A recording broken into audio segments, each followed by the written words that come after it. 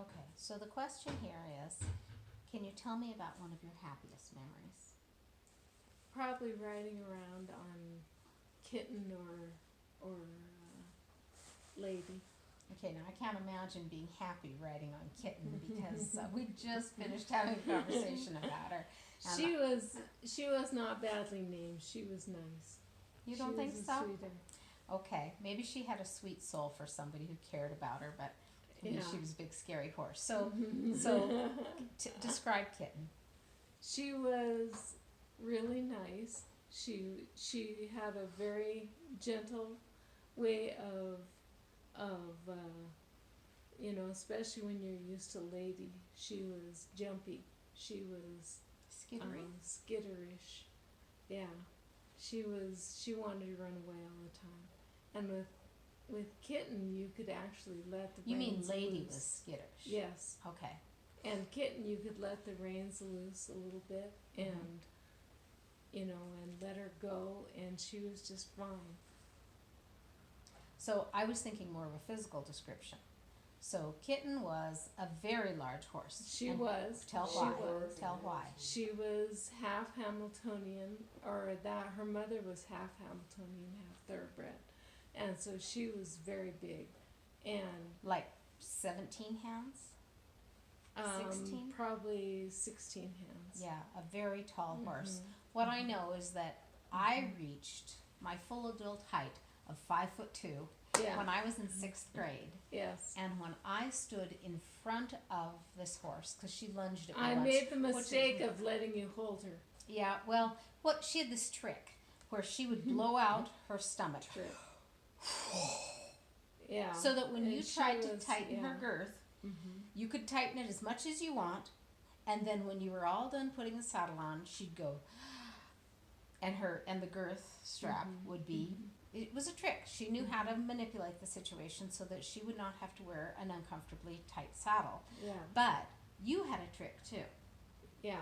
And what was your trick when I actually, when you'd pull? I'd actually put my knee in her stomach, Little gave her a little, and then pull on the girth right at the same time. So she would let her breath out, surprised Yeah. at the kick. Mm-hmm. But she not only was surprised at the kick, because dummy me was standing directly below her head. I mean, her head was over my head, and I was standing right in front of her shoulder. And she, when you gave her that nudge with your knee, Yeah. she lunged right into my face with her shoulder, and left a little mark in my face. That Anyway, was hard. so my That was impression of hard. Kitten was never that she was a kitten. My impression was hard. But, she was also sorrel in color, dark sorrel. Almost dusky, kind of. Yeah. She was what you call a bay. She Do you had think gray. she was bay? Well, she had gray Dark. mane and feet and tail. Mm-hmm. Yeah, it was darker than she was. Yeah. See, I was thinking, what was that horse that Mom got? That was, I thought, I would have considered that one a bay. Right at the end, when we were in high school, she got a dark. Yeah, What was the that quarter horse's horse. I don't remember. I don't either. It'll come to me later on tonight. But I always thought that horse was more of a bay. But anyway, we had, she was Blarney's colt. Kitten was Blarney's colt. And at some point, And she was really big, and Blarney was really big, and she was really big. yeah, Blarney she was the one that was half thoroughbred, very tall, and she was kind of rangy, which means kind of a bony, strung out. She was old. Well, mostly because she was old. Yeah. Yeah. But Kitten had a colt at some point Yeah. and had ruptured her stomach. Yeah. And so where most horses, their chest goes up into their belly, kind of like that. Yeah. She was just like a brick of cheese. Yeah. Yeah. Yeah. Because she had ruptured stomach. Yeah. And she never got that back. So she not only was big, but she looked bigger than she really was even. I mean, she's a very imposing horse. So, but she was sweet once you're on her back. Yeah. She was really And good. did she have a nice gait? She did have a really nice gait. She had a very smooth gait, unlike her mother. Her mother was the half Hamiltonian, half Blarney. She would, you know, Oh God, I remember trotting on one, her. two, three, Uh-huh. you know, in her lope. Yeah, you were all over the place Yeah. on her. Mhm. I fell Mhm. at a lope Mhm. off of Blarney and hit the ground. Oh my, that's a long way up. Yeah, it was. Yeah, I was not a fan of the horses ever. So then tell about how you got Lady, and tell a little about Lady, because Kitten was sort of a family horse, and like Yeah. we all owned She Kitten, was nice. but but she didn't belong to any one person. No one person no. chose to ride her. No. If Glenn rode a horse, he rode Spook. Yeah. If Mom rode a horse, she rode Blarney or Kitten usually. Yeah. And then, but you had your own horse. So tell about how you came about getting Lady. Tell about the auction. Dad bought her at an auction, and he bought the other horse too. He bought the quarter horse, but he just saw a lady come into the into the ring, and he started bidding on her, and I didn't even know that he was bidding on her. Were you there? Yeah. Oh. And I didn't know that. Yeah. Oh, cool. Yeah. And afterward, he said that he bid on 2 horses, and I said 2, because I knew he'd come to get the quarter horse, but I didn't know he came to get Lady. And he said, "Yeah, I've got this one and that one too." And so I got to see Lady for the first time in the show truck. ring, huh? In the truck. Well, yeah. in the show ring. Mm-hmm. So Mm-hmm. I remember Glenn telling the story about how they handled her in the show ring. Mm-hmm. So do you? And they were just Indian kids that just rode them in and rode them out. You know, they did the. But the they did all kinds reining. of tricks, Yeah. right? Mm-hmm. Like went under her belly and dragged by her tail, and to show that she was. That's what Glenn said. You look confused, like I'm telling us a lie. No, that's right. But that they handled her a whole bunch, and he was impressed by that. Mm-hmm. So, essentially, they came home with these 2 horses, and Lady was Deb's horse. And it was supposed to be the kid's horse. Supposed to be the kid's horse because it had been so well handled. But, okay, first of all, we already know what my experience was with horses.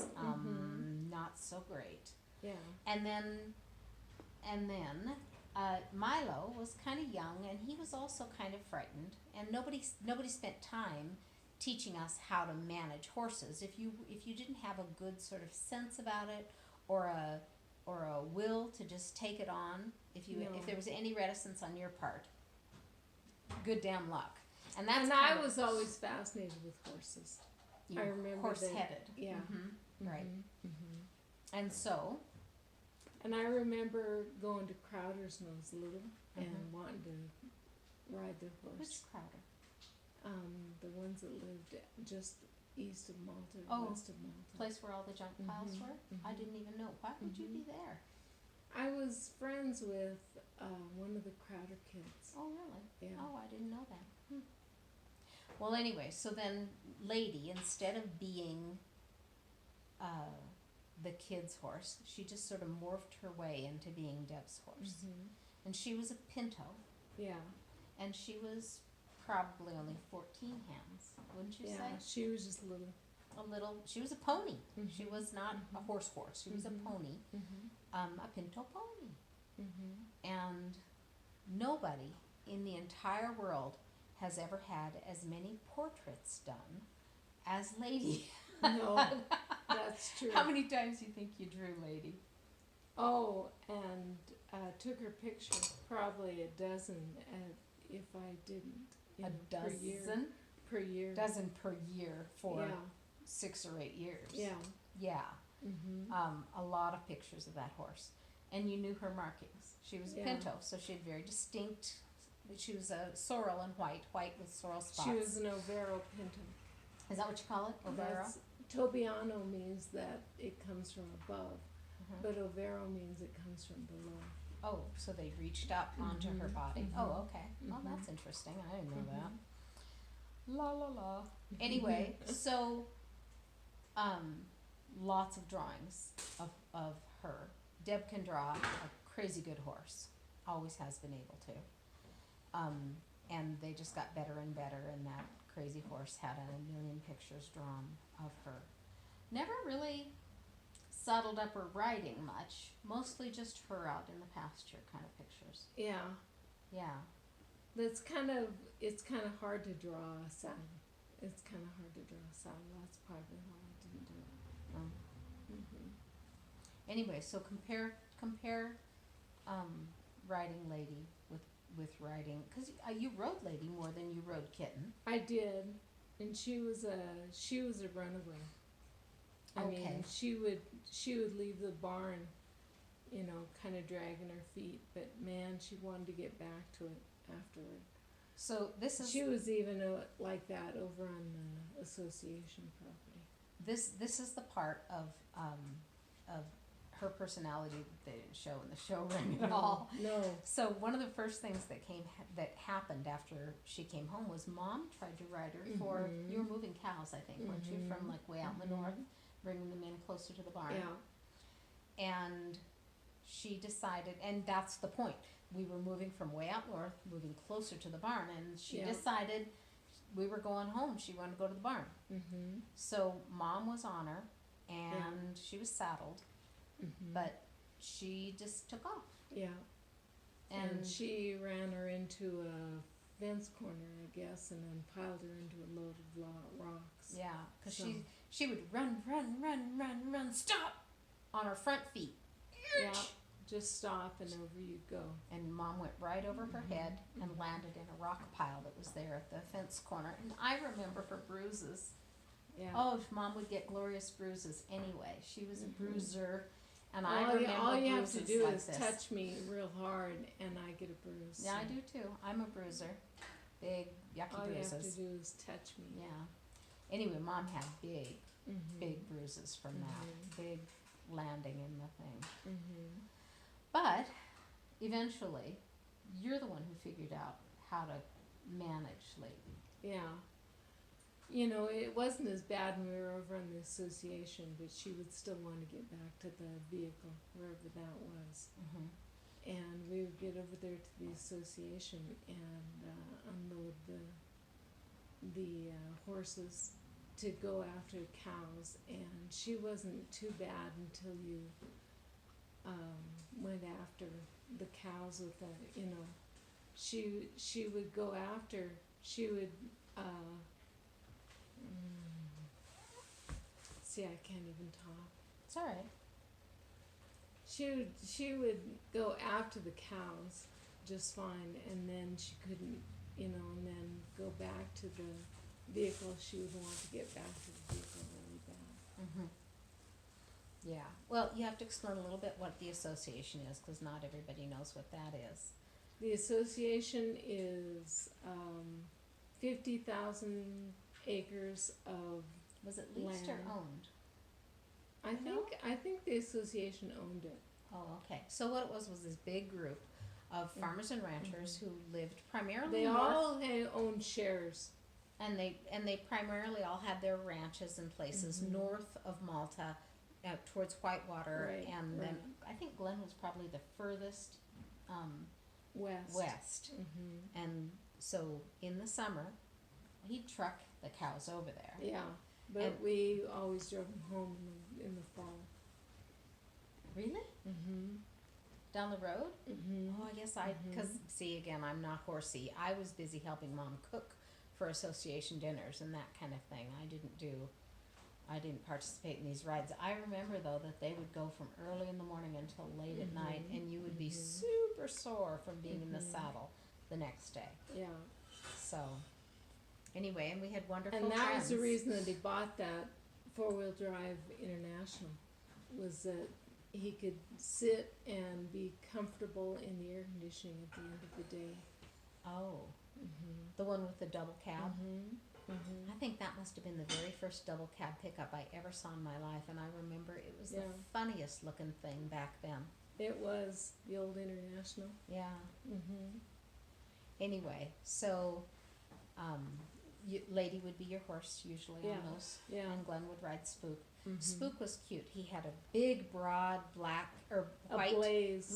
and a button right on the end of his nose that you could kiss. He was so sweet. Yeah. Yeah, He was a sweetie. he was a good horse, Mm-hmm. and he was sorrel. He was a quarter horse. He was smart. Part quarter horse, part Morgan, wasn't he? No, he was all quarter horse. I think the Morgan was Chief. Chief was Oh. part Morgan. I remember Chief. Chief was really the horse that the kids could He was ride old. because he he was was old. very old Yeah. and he was gentle. Mm-hmm. He was black with a white sock or two Mm-hmm. and a white blaze, Mm-hmm. and he was a sweetheart. But Mhm. he probably was 24 when he died. He was probably closer to 30 because he was 24 when we first were acquainted with him. Oh, okay. He was an old boy, but he was a nice old horse. Mm-hmm.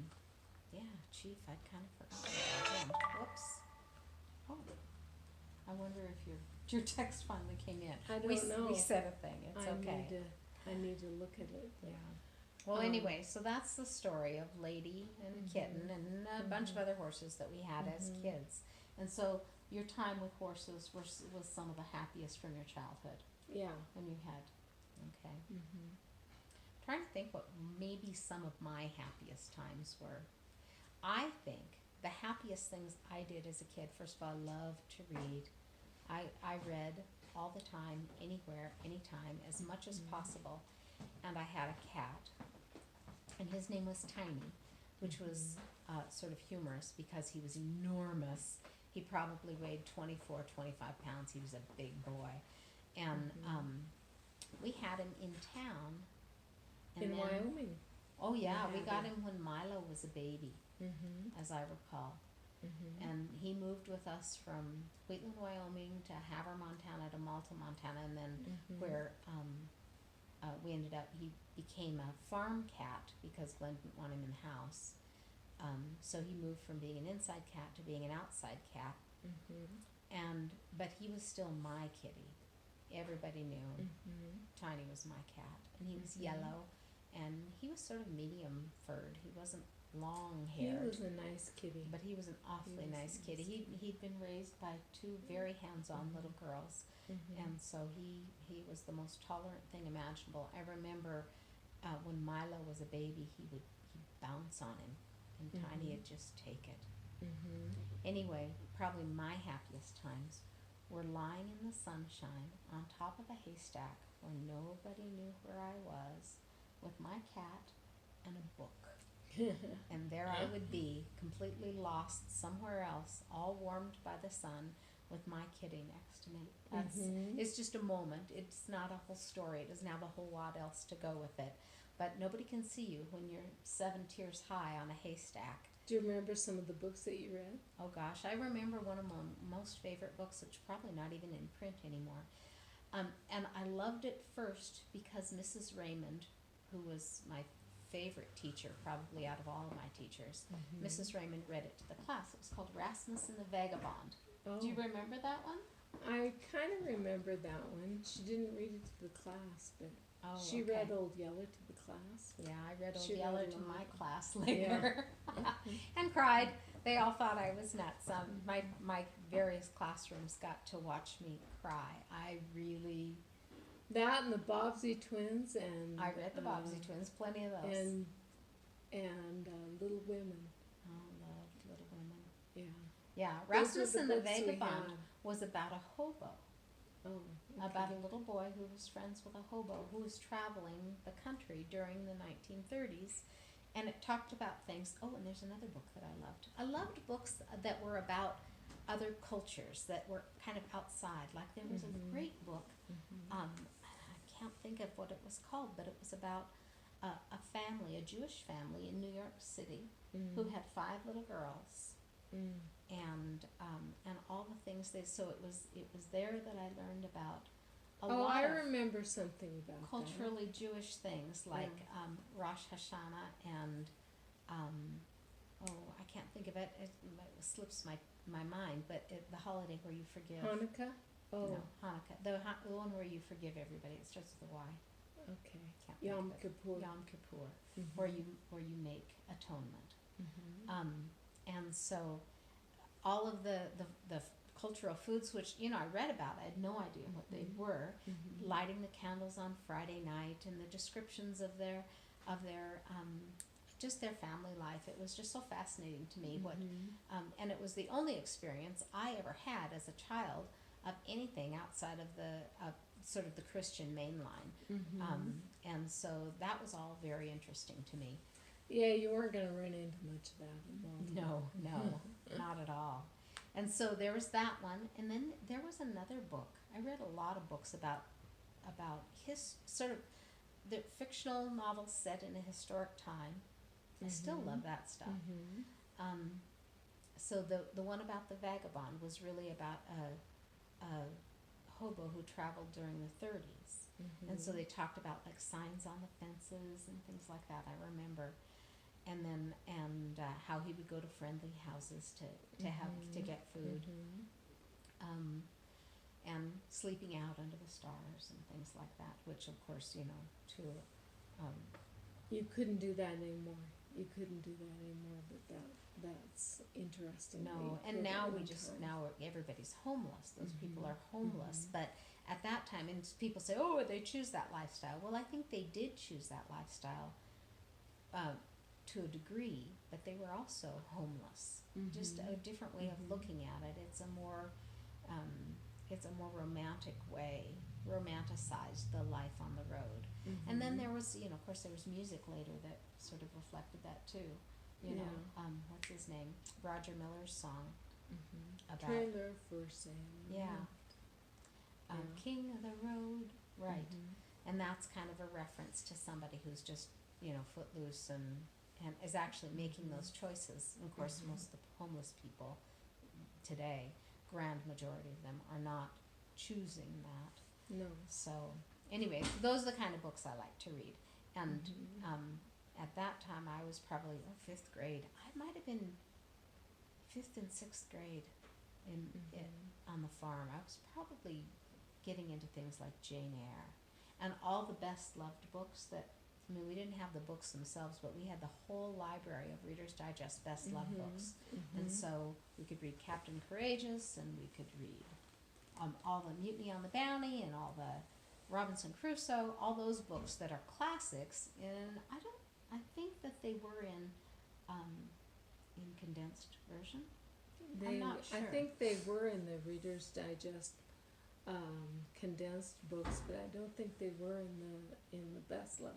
Oh, okay. Series. So I have the whole Best Love series today. Did you know that? I didn't know that. I still have it. It's put away somewhere. I'll have to check that. But anyway, we read a lot of classics from the Best Love books, and then we would also read a lot of condensed books too that were bestsellers. We read a lot. There wasn't a lot to do on the farm. No. 2 fuzzy channels and